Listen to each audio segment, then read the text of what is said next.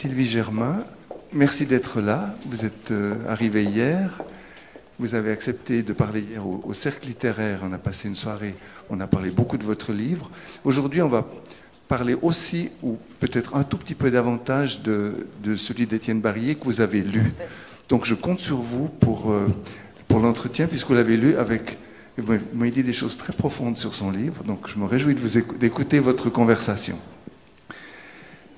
Sylvie Germain, près de 40, c'est juste, hein, 40 romans et essais. Hier, vous m'avez dit que c'était trop, mais j'ai compté, c'est juste, il y en a, oui, vous avez 40 titres. Parce qu'il compte dedans, quand on voit la liste, parfois c'est des préfaces, ou c'est des textes très courts, ou c'est des textes très courts, mais bon, oui. J'accepte les 40 titres. C'était pas donné d'avance parce que Sylvie Germain se destinait plutôt aux beaux-arts. Et puis elle a fait de la philosophie et pas de la littérature. Élève d'Emmanuel Lévinas, autrice d'un mémoire sur la mystique chrétienne et d'une thèse intitulée Perspective sur le visage. Ça veut dire que le visuel est très important. Elle a pourtant écrit 40 publications. Alors ses lecteurs et lectrices savent que son premier livre, dont le déclic est l'image de Jacob dans la lutte avec l'ange, s'intitule Le livre des nuits. Ça a frappé beaucoup de monde à l'époque. Le tout dernier s'intitule La puissance des ombres. Qu'est-ce qui s'est passé entre deux? Vous voyez, la nuit, je l'ai creusé, et je retourne à l'ombre. Voilà. Alors on va voir comment tout à l'heure. D'abord, j'aimerais présenter brièvement Étienne Barrier, qui crée une œuvre considérable, à la fois par le volume et par la variété de ses écrits. Il a publié une trentaine de romans, recueils de nouvelles, contes et fantaisies, dont 2 viennent de paraître. Je vous recommande Les Presses Inverses, une petite maison d'édition toute fraîchement éclose, qui a publié 2 ravissants petits livres, très différents de ce qu'Étienne Barrier fait d'habitude. Parmi les romans, s'il ne faut en citer qu'un, ce sera Dans Khartoum assiégé, qui est paru en 2016 chez Phébus. Si le mot de chef-d'œuvre n'était pas si galvaudé, je l'utiliserais sans hésiter. Et au rayon des essais, on y trouve aussi une trentaine de livres qui vont d'Albert Camus à Einstein, en passant par les médias, l'Allemagne, beaucoup sur la musique, les intellectuels, Martina Hingis. Impossible à répertorier, mais toujours le même esprit de curiosité, d'analyse, de réflexion indépendante et originale qui font qu'on soit d'accord ou pas avec Étienne Barrier, on est accroché, stimulé et enrichi. Et aujourd'hui, il a reçu de nombreux prix, mais je vais vous épargner la liste. Aujourd'hui, il publie dans une petite collection aussi fraîchement éclose chez Labor et Fides, qui s'appelle Lignes intérieures, Absolument la vie. Étienne, qu'est-ce que tu as voulu faire avec Absolument la vie? Je ne sais pas ce que j'ai voulu faire. J'ai eu besoin d'écrire ce livre. On m'avait proposé d'écrire un livre pour cette collection. J'ai d'abord dit non parce que je n'avais jamais rien écrit qui fût autobiographique à proprement parler. Et après le décès de ma femme, je me suis décidé et j'ai écrit ce livre. Je ne peux pas en dire beaucoup plus sur les origines de cet ouvrage. Alors, disons plus sur le contenu. Demander à un auteur de résumer son livre, vous ne trouvez pas, Sylvie Germain, que c'est la chose la pire? Parce que si on... Non, parle de l'intention, parle de l'intention, pas résumé. Oui, même l'intention. Vous savez, avant un livre, il y a un besoin, il y a une poussée intérieure, mais une intention, c'est presque déjà un mot trop précis.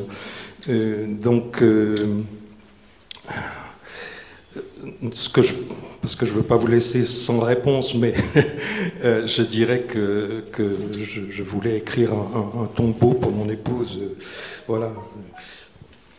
Sylvie Germain sourit, acquiesce. Oui, parce que hier, quand on a parlé de votre livre, avec Jacques, j'ai dit que pour moi, c'était un tombeau pour votre femme, donc je ne m'étais pas trompée. Et vous parlez d'autobiographie, c'est une autobiographie spirituelle. C'est pas une autobiographie où vous racontez votre vie, c'est très particulier, une autobiographie spirituelle et qui s'ouvre sur ce tombeau. Oui, absolument. Je vous remercie, c'est ça. Alors l'idée de tombeau ne va pas avec forcément absolument la vie, avec la lumière. Lisbeth Kochoumov, dans Le temps d'aujourd'hui, parle de la lumière. Ça m'a beaucoup frappé, cette manière d'aborder ton livre. Alors oui, il y a aussi à la fin du livre des portes qui sont ouvertes ou qui restent ouvertes. C'est des portes qui donnent sur un jardin. Donc, et ce que j'essaye de dire de mon épouse et de ce qu'elle m'a apporté, cela relève de la lumière, effectivement. Donc il y a bien un paradoxe à écrire le tombeau de la lumière, mais la lumière subsiste justement. C'est le tombeau de sa personne, d'une certaine manière, puisque nous mourrons tous.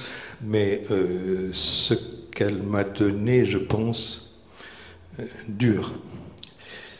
Alors, ce qui m'a frappé dans ce livre, à part le côté autobiographique, qui est effectivement totalement inédit, parce que tu n'as jamais écrit sur toi-même directement, et c'est très éclairant, c'est la conjonction de deux cultures religieuses très différentes. Toi, fils de pasteur et d'un pasteur rigoriste, et elle, catholique, et tu as des propos sur le catholicisme et le protestantisme qui vont assez loin, je trouve, voire très profonds. Bon, on peut toujours simplifier et caricaturer, mais je ne sais plus si je le dis dans le livre, mais je peux le dire comme ça au fil de la conversation, que si je devais résumer le catholicisme, j'aurais employé le mot d'amour et le protestantisme, le mot d'exigence, mais dans un sens positif, j'entends bien, hein, parce que je peux aussi résumer ou raconter les défauts de chacune de ces confessions, mais ça n'est pas intéressant.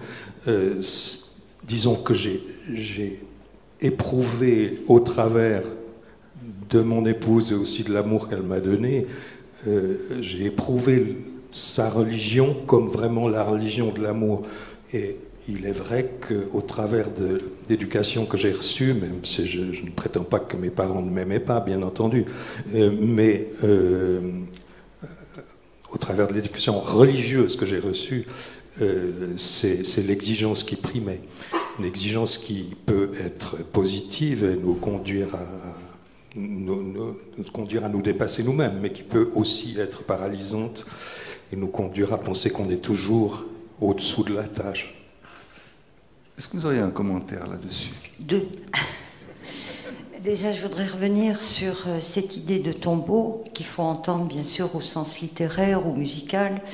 Et non, ça ne s'oppose pas à la lumière si on prend l'image du tombeau vide le tombeau vide au matin de la résurrection. Il y a quand même une allusion à ça avec le thème du jardin.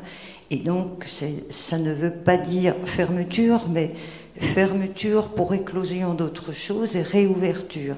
Et c'est plutôt vers ça que vous tendez. C'est en ce sens que c'est vraiment un tombeau et qui n'exclut pas la lumière. Alors, par ailleurs, vous signalez cette, disons, opposition que vous faites entre protestantisme et catholicisme, et je l'avais relevé, justement. Vous voyez, où vous dites que c'est page 86. Non, c'est pas ça, c'est pas page 86, c'est 88. Page 86, il y a autre chose. Page 88, le protestantisme, voilà, est du côté du croire. Et que après c'est difficile parce que quand on s'éloigne de la foi ou de cette religion, de l'adhésion à la religion, on passe au décroire, comme si c'était plus d'un côté intellectuel, et le catholicisme, que ça serait plus douloureux en un sens, parce qu'on passerait de l'amour, de l'aimer, au désaimer. Globalement, je suis d'accord. Étant de tradition catholique, je pense qu'en fait, on peut croiser les deux.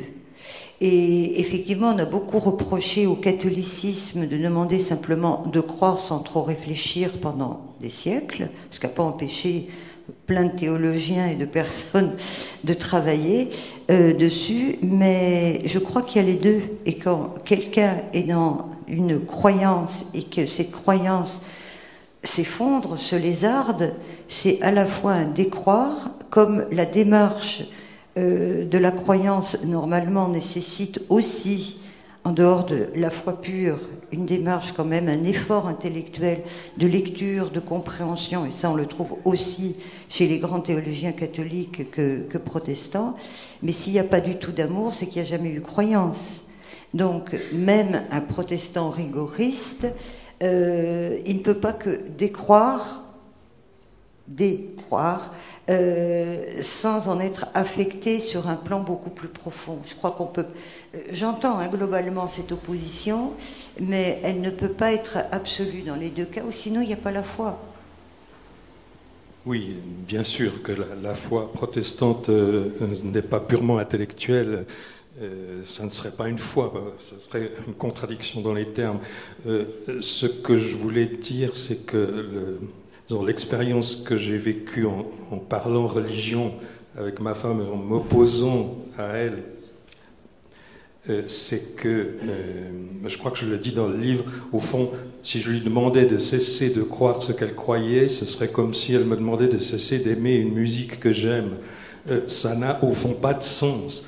Je ne peux pas désaimer la musique que j'aime, et elle ne peut pas cesser de croire dans le Dieu auquel elle croit. C'est ce côté, pas seulement affectif, ça va beaucoup plus loin que ça, mais ce côté qui engage tout l'être, disons, qui fait qu'on adhère de tout soi-même à ce à quoi on croit.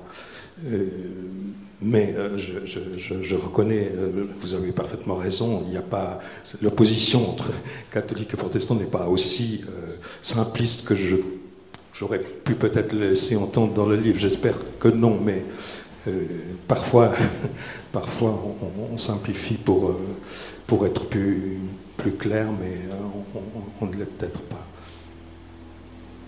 J'aimerais qu'on parle un peu de votre livre aussi, La puissance des ombres.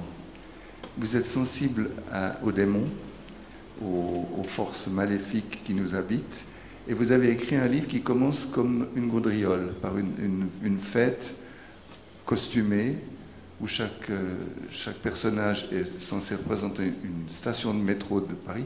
C'est loufoque, et ça nous emmène très loin. Pourquoi avez-vous commencé par cette scène ? Je vais répondre comme Étienne Barillier. On ne sait pas trop pourquoi, comment on commence, où les choses se mettent en place. C'est vrai que ça commence dans le loufoque, puisque c'est une fête costumée.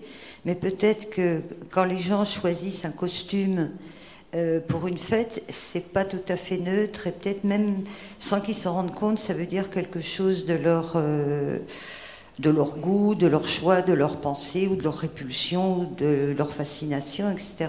Bon, il va se passer quelque chose de tragique au cours de cette fête, un accident, mais est-ce un accident ? En tout cas, il y a un mort, et puis peu à peu, ça va s'orienter effectivement vers autre chose, et là encore, d'où ce thème des ombres, c'est à prendre en un sens bien sûr métaphorique, c'est on pourrait appeler ça l'inconscient, les pulsions, dans un autre vocabulaire, les démons qui nous habitent. On est tous habités par des démons, on a tous des fonds très très très obscurs, et justement l'intérêt ce qu'on appelle le religieux, ou de quelqu'un qui se situe dans l'espace de la foi, qui espère croire, qui travaille pour croire, ou qui se laisse traverser par la foi, qui essaye de l'accueillir, ne peut pas ne pas se poser de questions sur lui-même. Par exemple, soudain, ça me rappelle des textes, des poèmes du temps baroque. Il y avait un poète tchèque du temps baroque qui s'appelait Biedrich Bridel.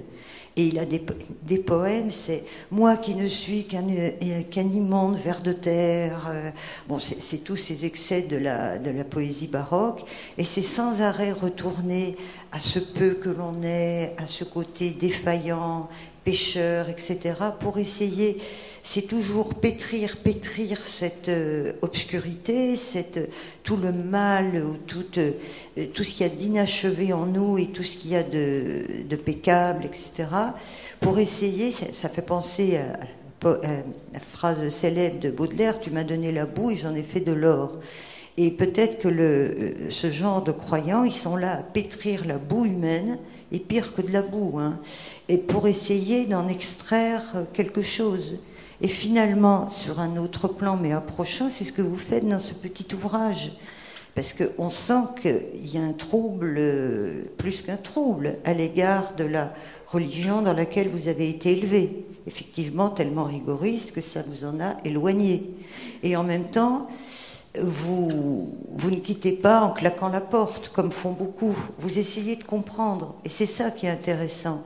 Et tout en étant dans cette sortie du religieux, vous rentrez à nouveau dans un autre espace du fait de la foi propre, singulière, qui était celle de votre femme.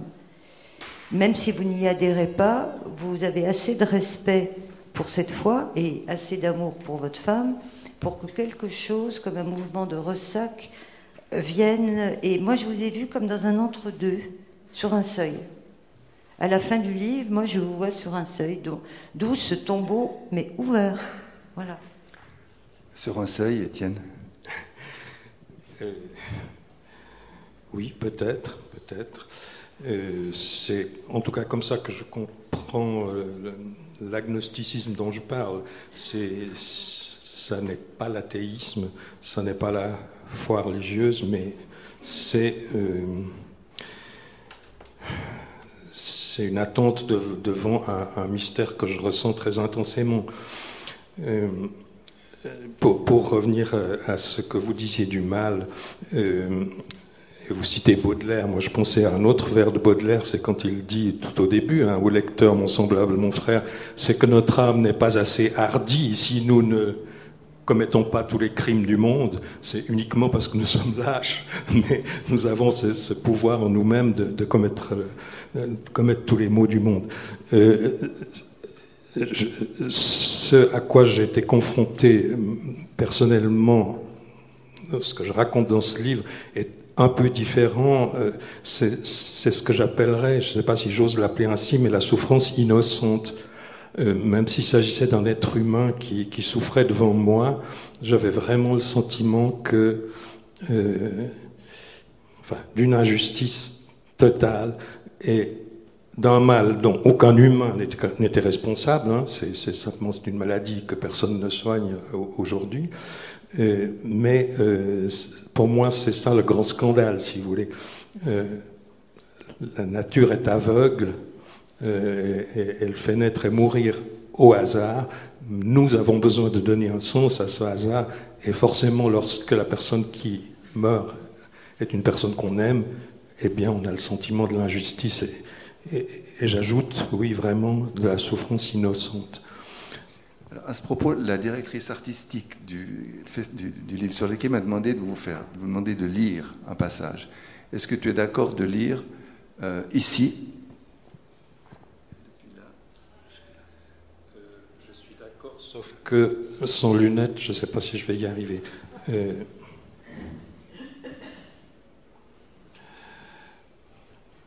J'écris ce texte peu de temps après avoir perdu mon épouse des suites d'une longue maladie, comme le dit la morne pudeur des officialités funèbres. Une maladie qui détruisait progressivement sa faculté de penser, qui la dérobait à elle-même, qui lui ôtait la conscience de son destin, sauf à se persuader qu'une part de son être, à nous inaccessible, a gardé le sens de sa propre vie. Ces tout derniers moments me le laissent espérer. Mais n'est-ce pas une illusion?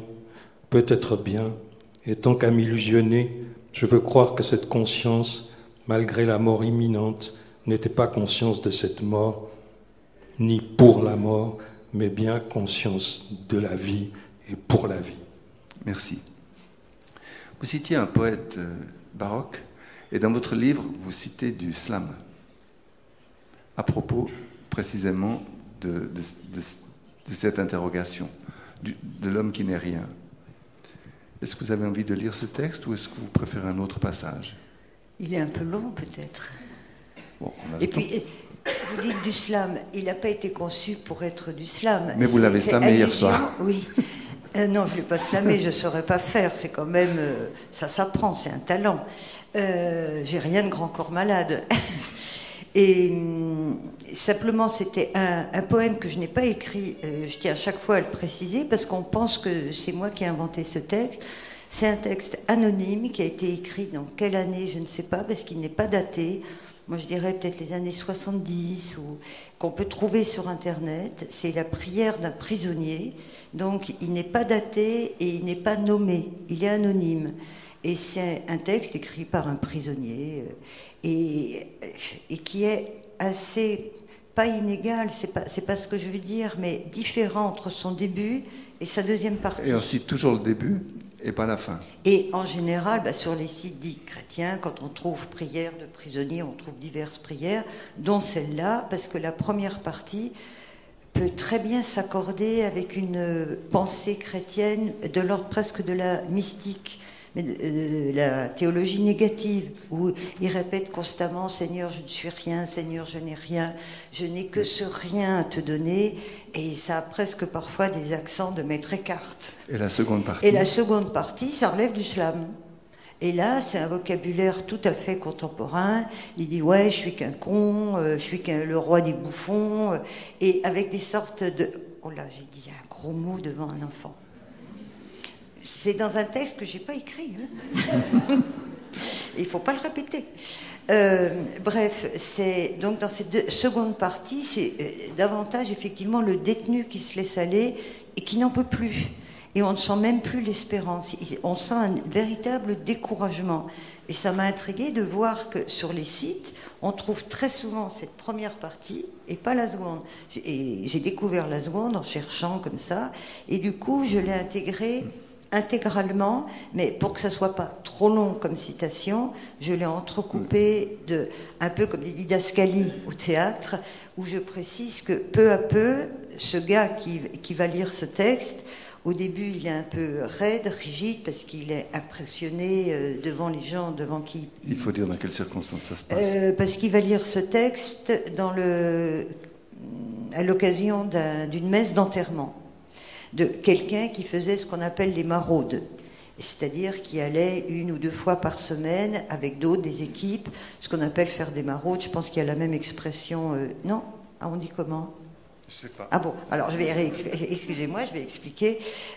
Ça peut être des gens totalement laïcs, ça peut être des gens liés à une aumônerie ou autre, et qui vont dans la rue la nuit, le soir, la nuit, jusqu'à 7 heures. Ils vont dans la rue et trouver tous ces hommes, parfois des femmes, qui sont échoués dans les naufragés de la rue, pour leur apporter du réconfort, leur apporter de la nourriture, une boisson chaude, parler avec eux. Et donc, cet homme qui est mort et dont on célèbre les obsèques, il y a, comme on fait dans les églises de rite catholique, souvent, à la fin, il y a des amis ou des proches ou de la famille qui viennent et qui parlent un peu, qui évoquent le défunt. Et là, il y a ce gars, à la surprise de tout le monde qui vient, c'est un des gars de la rue, c'est un naufragé de la rue qui a appris que cet homme était mort, mais qu'il l'appréciait.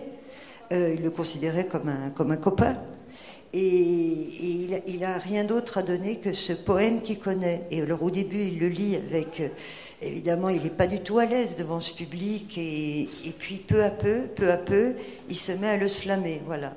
Mais moi, je ne saurais pas le faire, je le suggère. Maintenant, le lecteur, il peut slammer tout seul devant le livre. Je ne vais pas vous demander de slammer maintenant, mais le personnage, donc celui qui fait les maraudes, n'a jamais parlé à ses autres amis de sa foi et de sa manière de la vivre.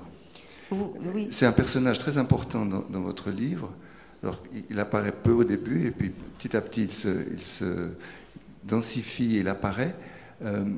Il porte une partie de ce que vous voulez dire sans nous l'expliquer trop clairement. Il porte cette part d'ombre, de pénombre. Il y est très sensible, d'autant plus sensible que justement il va faire ses maraudes. Il voit ce qu'est le mal, ou ce que sont aussi les victimes.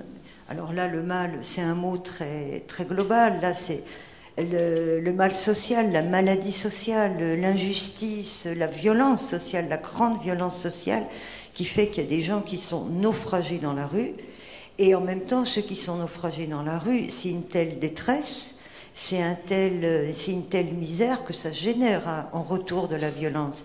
Et c'est toujours le problème de la violence, c'est qu'elle se nourrit d'elle-même. Alors on va y revenir, mais j'aimerais qu'on revienne reste un instant sur ce personnage et sur la manière dont il vit sa foi, qui n'est pas une chose... Oui, parce qu'elle est étonnante, sa foi. C'est pas affirmé d'une manière monolithique. Lui aussi, il est sur le seuil, mais fatalement, je mets des personnages sur le seuil, parce que moi, je sais très bien que je reste aussi sur le seuil. C'est déjà mieux que rien. C'est difficile de vraiment franchir, et c'est pas nous qui décidons.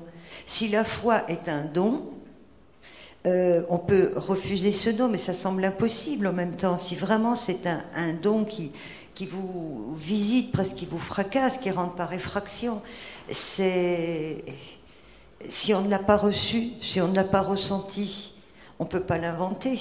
Ou alors c'est une foi fabriquée, c'est pas vraiment la foi, c'est une croyance. Ça peut être une croyance qu'on décide d'avoir ou par tradition ou pour autre raison, mais qui ne va pas être habitée par ce qu'il y a d'essentiel, qui est cette dimension dont vous parlez, que ressentait votre femme, qui est d'amour. Ça, c'est la foi.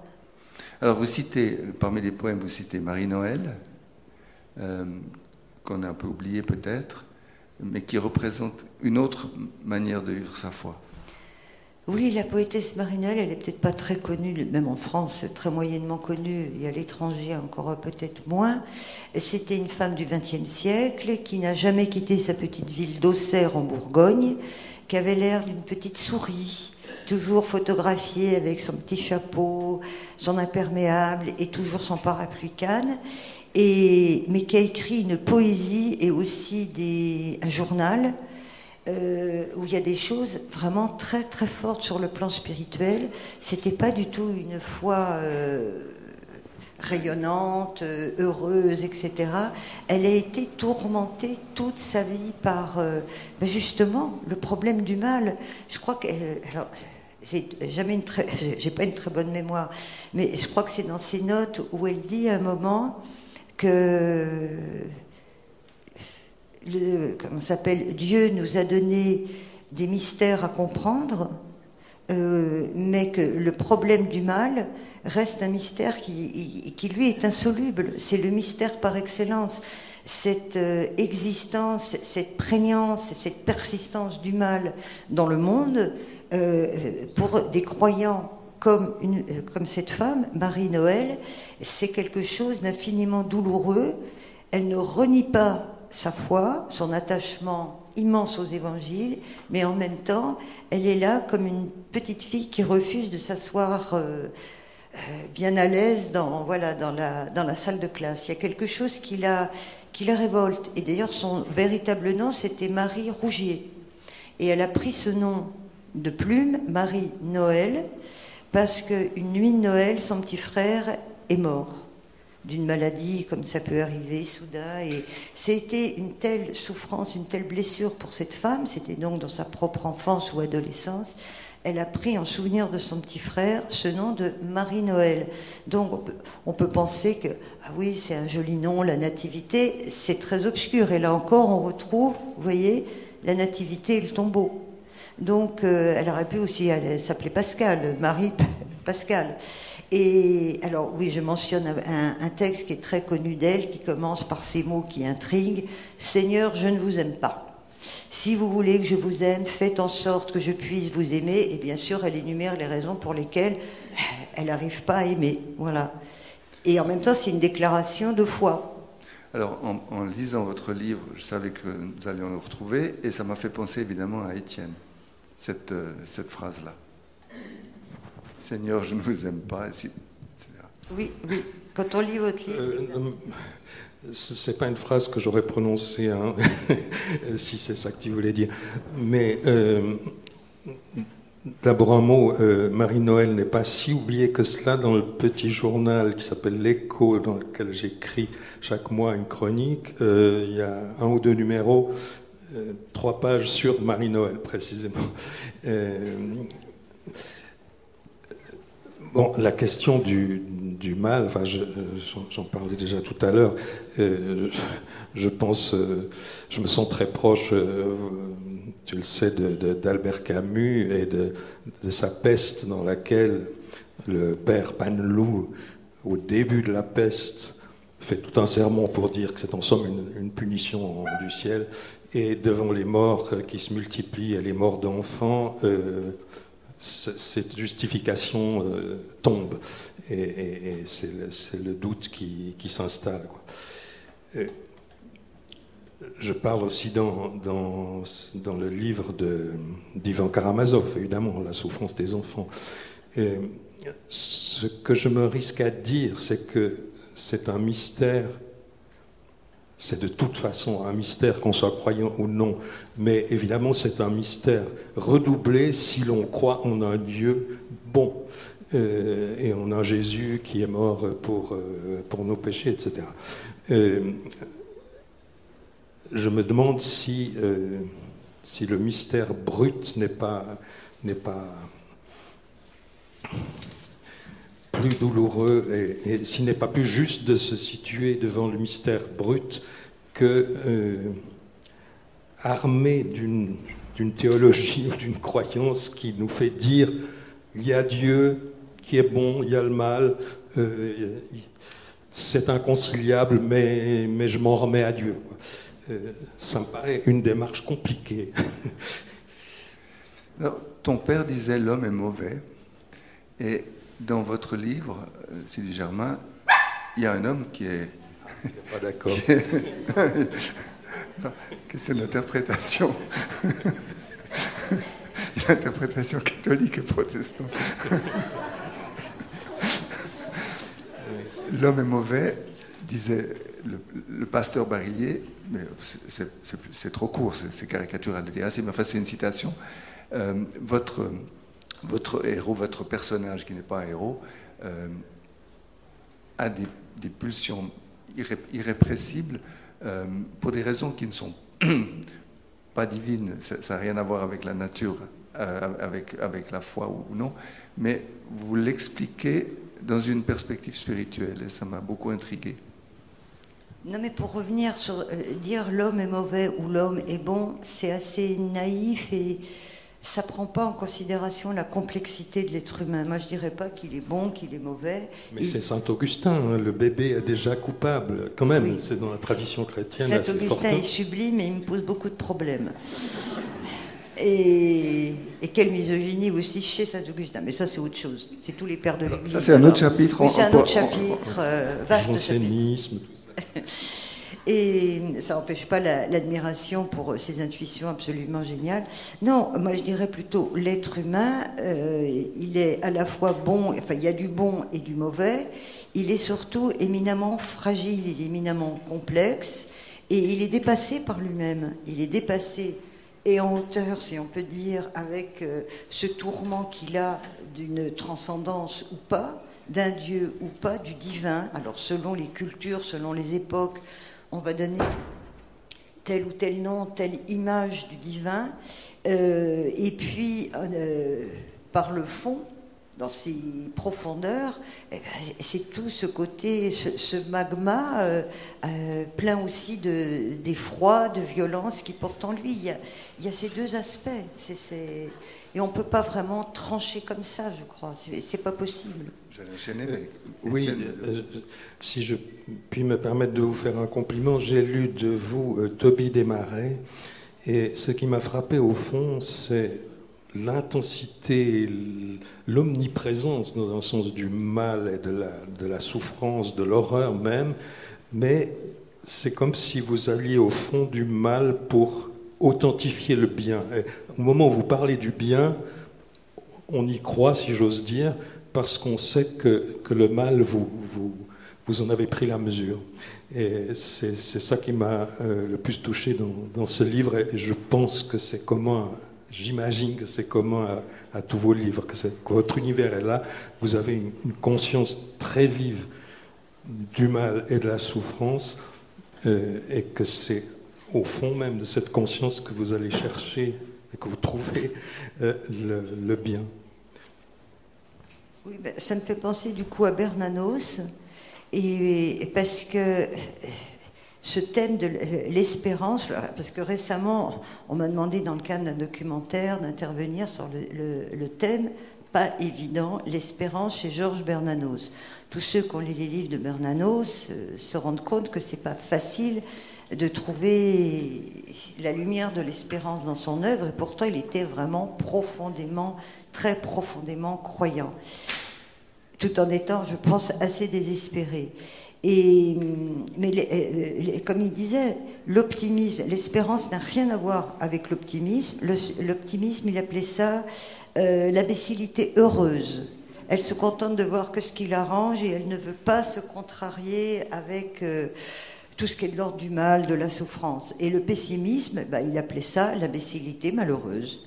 Il dit, ceux-là, ils constatent qu'il y a du mal, mais ils s'arrêtent à ce constat. Ils ne veulent pas aller plus loin. Donc il y a une sorte aussi de paresse, plus encore qu'intellectuelle, une paresse spirituelle, du moins pour quelqu'un comme Bernanos. Et pour lui, l'espérance est vraiment à creuser. Elle va se trouver aux confins de l'obscurité, du mal, des ombres, de la pénombre. On peut prendre tous les mots qu'on veut. Et quand j'ai relu certains de ces textes, je me suis dit, mais ça me rappelle certains passages des épîtres de Paul, où quand il parle de l'espérance, c'est toujours en ayant cité avant, nous sommes persécutés, mais pas désespérés, nous sommes ceci, mais nous gardons l'espérance.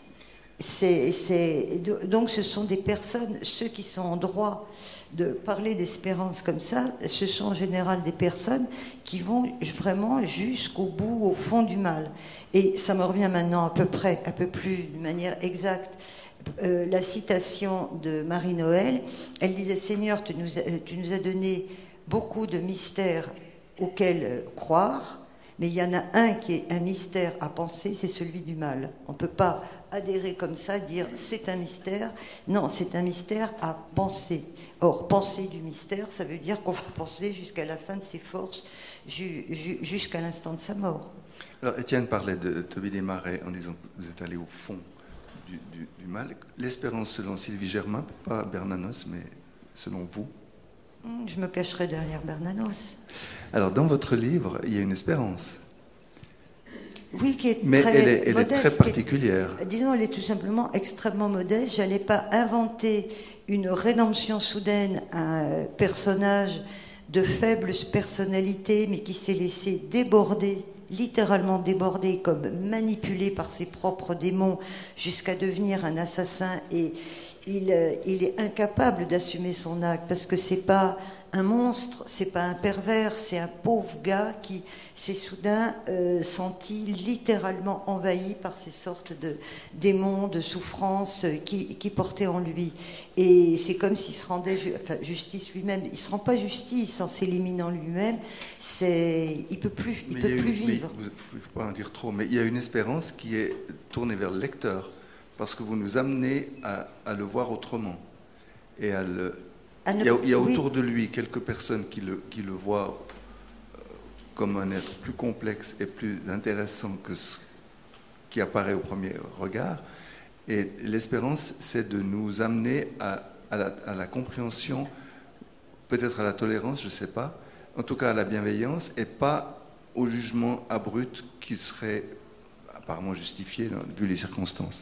Il y a nécessité, après des crimes, d'une justice humaine. La société se doit pour se défendre, sinon ça sera l'anarchie totale, qu'il y ait une justice, c'est normal. Il sait qu'il n'y échapperait pas à cette justice-là.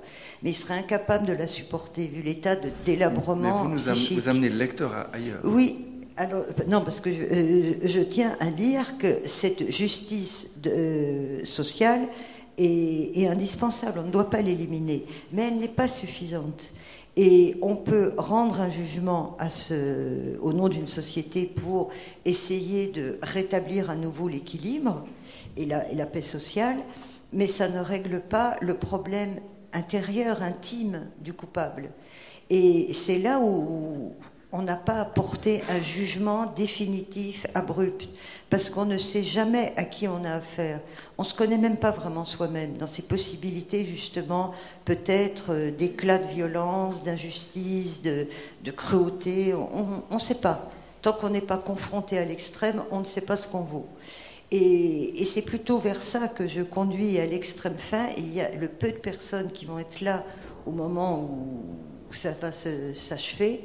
Il y a la présence quand même au moins de 2-3 personnes qui ont eu de la tendresse pour lui qu'on a si peu reçu, et qui ne portent pas de jugement, qui ne cherchent même pas à savoir pourquoi, comment il en est arrivé là, et qui sentent qu'ils ne peuvent pas le sauver, ils ne peuvent pas l'arrêter dans son acte ultime de suicide, mais ils sont là. Ils sont là sans jugement, et ils l'accompagnent de manière très, très discrète, presque enfantine, en lui chantant une chanson. Alors, oui. Quelle chanson? J'avais envie de dire que vous êtes romancière, et le romancier comprend au fond tous ces personnages, d'une certaine façon pardonne tous ces personnages. Tout comprendre, c'est tout pardonner, disait Madame de Staël, je crois. Le romancier, en tant que tel, je dirais presque, il a ce rôle-là. Enfin, c'est pas un rôle, mais ces personnages ne sont pas condamnés par leur auteur, jamais au fond, même les pires. Et bon, Par les bons auteurs. Alors, cette fois, je ne sais pas si c'est qu'ils sont d'accord, qu'il est d'accord ou pas d'accord. Ni le chien, ni le ciel. Ni le mien, ni l'orage. Mais bref, oui, je disais, l'auteur comprend et pardonne finalement tous ces personnages. Simplement, vous le thématisez, si je comprends bien, dans ce roman-là. Je dirais surtout qu'elle amène le lecteur à partager ce regard, ce qui n'est pas toujours le cas dans les romans. Non, je ne le thématise pas, parce que ça serait plus du roman. À la limite, il y a des thèmes que j'ai repris dans des livres qui sont plus du côté de l'essai, ou du moins qui sont de la non-fiction, mais dans de la fiction, il ne faut pas thématiser, enfin surtout pas théoriser. Je retire le mot. Voilà, non, ou du moins il ne faut pas théoriser. Alors, essayer de comprendre est une chose, ça empêche les condamnations hâtives. Tout pardonner, on sait très bien qu'on ne peut pas pardonner certains crimes à la place des victimes. Ça, c'est pas possible. Donc le tout pardonner, ça redemanderait à être discuté. On peut essayer de comprendre. Et là aussi, comme d'habitude, il y a un seuil auquel on arrive. Et on peut le franchir d'un pas martial en disant je condamne à jamais, etc. Mais on peut se dire, là, ça ne dépend plus de moi. Ce jugement-là, s'il y a un Dieu, c'est à ce Dieu de porter le jugement. Moi, je ne m'autorise pas. Je sais qu'il y a quand même des grandes figures d'immenses prédateurs dans l'histoire, des figures de bourreaux. Il est difficile de dire on pardonne, c'est pas possible. Au fond, dans les temps anciens, l'Église jugeait puis remettait le coupable au bras séculier. Là, vous nous dites l'inverse, d'une certaine manière. Le bras séculier condamne, mais il y a un autre jugement d'un autre ordre qui serait spirituel. Oui, c'est plutôt dans ce sens-là. Et quand j'ai écrit ce livre, m'est revenu une phrase des évangiles qui m'a toujours intriguée, que je trouve magnifique. On peut l'interpréter de diverses manières. Quand il est dit, c'est le Christ qui dit, dans la maison du Père, il y a beaucoup de demeures. Et on peut se dire, est-ce qu'il y a aussi donc des demeures pour ceux qu'on appelle les faillis, ceux vraiment les naufragés spirituels, les pires ou les... Est-ce que l'enfer existe? C'est quand même un débat aussi qui remonte au début du christianisme. Origène s'est fait condamner pour avoir nié l'enfer, en somme. Mais c'est une question qui a été largement débattue au long des siècles, n'est-ce pas, dans le christianisme. On ne le nie pas complètement, mais je dirais que... Oui, d'ailleurs, il est décidément tout proche, on ne peut pas le nier, mais enfin, on le spiritualise, je dirais. L'enfer, c'est le désespoir, disait Kierkegaard. Oui, ou Maurice Zindel, je ne sais pas si certains connaissent, il était de Lausanne. c'est quand même un très très grand penseur spirituel, un grand mystique. Et Maurice Zindel disait simplement, l'enfer c'est de ne pas aimer. Voilà, on revient toujours à ces mêmes... Alors je vais vous demander quand même de lire un bref passage, si vous êtes d'accord, parce que l'heure tourne, et puis on va vous donner la parole au public, depuis tout le pathos, ici, jusqu'à la fin du paragraphe. Tout le pathos de la cérémonie, de cette heure en suspens au seuil de l'éternité et ou du néant, toute l'absurdité de cette mort engluée d'ignorance, de mensonge, toute l'insanité et l'ignominie de ces deux crimes ont alors implosé dans son cœur, sa conscience. Il était un tel rien, à moins que rien même, affolé de honte, de culpabilité, mais sans personne, ni humaine ni divine, sur qui s'en décharger ou au moins prendre appui. Un pauvre rien, sans courage et dénué d'espérance, et il avait envie de hurler « Mais le rien, c'est moi, c'est moi !» Et il a dû contenir ce cri, le manger en le concassant comme un caillou dans un grincement de dents, le déglutir à s'en étrangler. Il n'a plus écouté la suite, il est resté tassé sur lui-même, les poings serrés, la gorge nouée, sous le regard absent et louchon de Sainte-Anne et celui captif d'un livre de la petite Marie. Mais à la fin de l'office, quand les assistants funéraires ont rechargé le cercueil sur leurs épaules et entamé leur marche solennelle vers la sortie sous les applaudissements, il a bondi de son siège et s'est sauvé, renversant la chaise et bousculant quelques personnes au passage. Qui se trouvait dans ce coffre de chêne clair? Cyril, Gaspard, ou bien sa mère et sa petite sœur Rosine, ou l'assassin de sa sœur qu'il avait tué par procuration, ou plutôt par substitution et par confusion mêlée, ou peut-être lui-même. Oui, c'était cela, c'était lui, c'était le rien de lui dissous dans le rien du tueur d'enfants, un double rien enfermé dans un losange en bois blond, un rien si lourd qu'il fallait 4 hommes robustes pour le soulever, le porter. Où ça l'emporter? Dans un trou, pas au ciel. Lui, extradé de lui-même et livré au pouvoir d'un meurtrier qui lui avait infusé sa folie. Lui sans lui, lui hors de lui, exclu de la communauté des vivants, un rien repoussé au désert.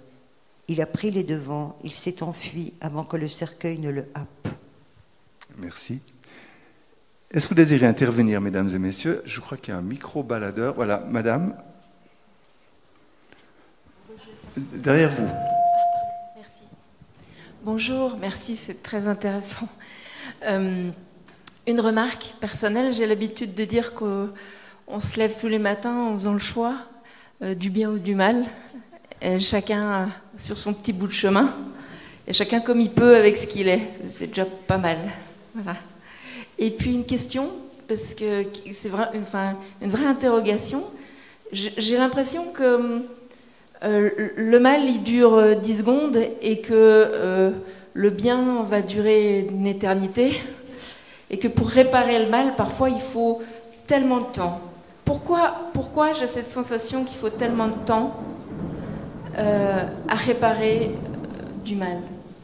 C'est rajouter du mystère au mystère, peut-être, mais c'est... Voilà. Peut-être avez-vous des pistes de réflexion là-dessus?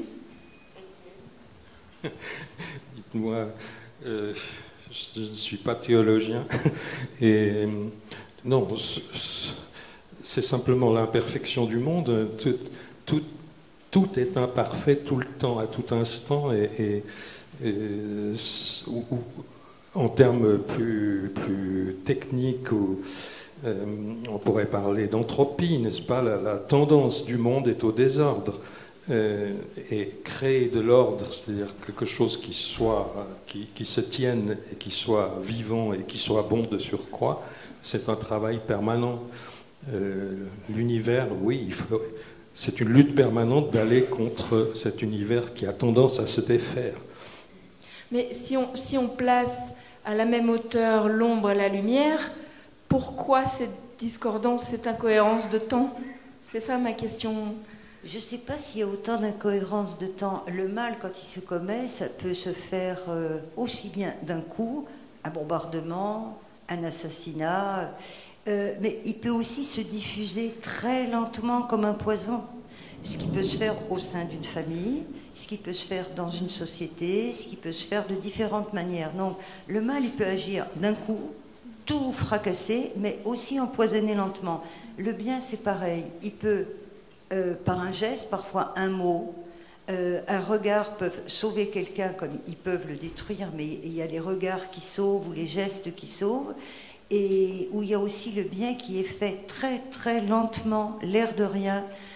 Ça me fait penser dans des textes aussi bien de Tolstoï que de Dostoïevski, et ce sont souvent des femmes, des moujiks, des femmes ordinaires, des paysannes qui ont des vies vraiment épouvantables, de misère, et en plus en général un mari, des fils qui sont ivrognes, qui les frappent, et elles restent vraiment des saintes femmes, des saintes, et on se rend compte souvent de la bonté ou de la sainteté de certaines personnes une fois qu'elles ont disparu. Il y a des gens, ils peuvent passer une vie comme ça de bonté, de bienveillance. On ne se rend pas compte, on est tellement habitué. Et la personne ne se faisant pas remarquer, comme on dit, le bien fait du bruit, le mal fait du bruit, et le bien au contraire est très discret, il est très silencieux, il travaille dans l'humilité. Et il faut souvent que la personne s'efface pour qu'on se rende compte de tout ce qu'elle a apporté, et il y a comme, vous voyez, un mouvement de ressac qui revient et qui peut être très très bénéfique. Par exemple, un geste qui fait du bien, tout le monde connaît dans Les Misérables de Victor Hugo le fameux passage avec Jean Valjean, quand Monseigneur Myriel va avoir ce geste étonnant devant les policiers qui ont trouvé dans le sac de Jean Valjean les chandeliers en argent qu'il a volés chez l'autre, et il dit mais non, je vous l'ai donné, il n'y a pas de problème, et je voulais vous donner d'autres choses, je voulais vous donner mon argenterie. À partir de là, quelque chose bascule, parce qu'il y a des gens, ils sont dans le mal tout simplement parce qu'ils n'ont connu que ça. Ils sont depuis toujours victimes du mensonge, du viol, de la violence, enfin de toutes ces choses qui détruisent l'être humain.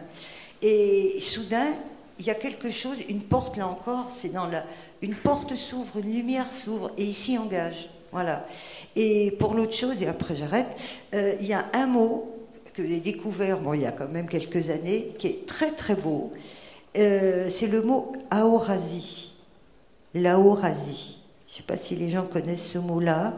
Ça veut dire, bien sûr c'est un mot qui vient du grec, c'était justement chez les Grecs, le passage d'un homme, de quelqu'un, un homme ou peut-être une femme, qui peut être un mendiant, qui peut être un voyageur qui demande l'hospitalité ou un verre d'eau.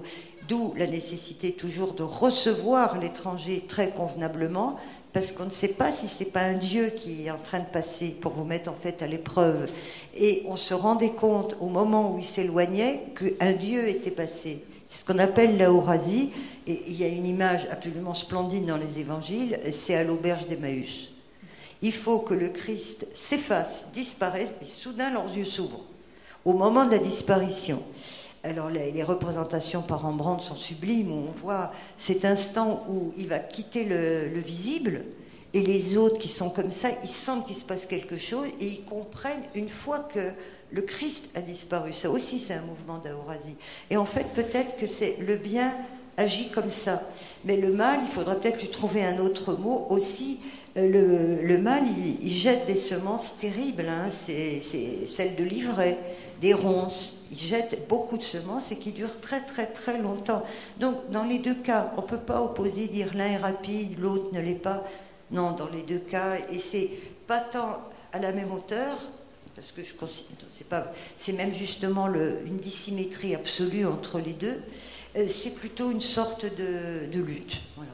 Je ne sais pas comment dire. Je peux me permettre dernière question. Une dernière question, pardon. Madame Germain, je sais que vous avez écrit des essais. Est-ce que vous avez écrit un essai sur ces moments de lumière dans la littérature? Ça serait passionnant à lire.